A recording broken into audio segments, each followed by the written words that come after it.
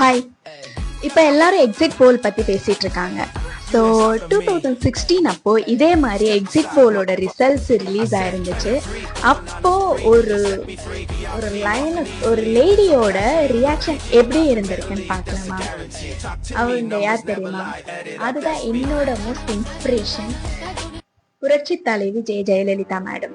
அவங்க எங்கிருந்தோ வந்துட்டு இருப்பாங்க, கார்ல ஏற போவாங்க. அப்போ ஒரு ரிப்போர்ட்டர் மைக்கை நீட்டிட்டு, மேடம் எக்ஸிட் போல் ரிலீஸ் ஆயிருக்கு, ஸோ இதுல ஏடிஎம்கே வாஷ் அவுட் ஆயிடும்னு சொல்றாங்க, எதிர்கட்சியா கூட வராதுன்னு சொல்லிட்டு இருக்காங்க, இதை பத்தி நீங்க என்ன நினைக்கிறீங்க அப்படின்னு சொல்லிட்டு கேட்பாங்க. அப்போ அவங்க ஒரு ரியாக்ஷனை கொடுத்துட்டு, ரிசல்ட் வந்ததுக்கு அப்புறம் பாருங்க அப்படின்னு சொல்லிட்டு சிரிச்சுட்டே ஏறி போயிடுவாங்க. அது எனக்கு இன்னும் 10 வருஷம் ஆச்சு, இன்னமும் நல்லாவே ஞாபகம் இருக்கு. ஸோ அதை பத்தி உங்ககிட்ட ஷேர் பண்ணலாம்னு நினைச்சேன். அண்ட் மேடம் சொன்ன மாதிரி தாங்க, கண்டிப்பா எக்ஸிட் போல் வந்தது ஒரு டைரக்ஷன் தான், அது ரிசல்ட்டே கிடையாது.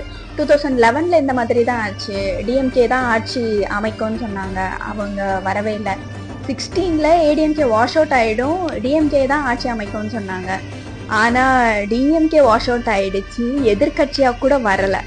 அதுக்கப்புறம் 21ல் ஆப்போசிட்டில் கரெக்டான லீடர் இல்லைன்ற காரணத்தினால மக்கள் டிஎம்கேவை சூஸ் பண்ணாங்க, அவங்க வந்திருந்தாங்க. பட் இப்போ அப்படி கிடையாது, இப்போ கண்டிப்பாக ஒரு நல்ல லீடர் இருக்காங்கன்னு நான் நினைக்கிறேன்.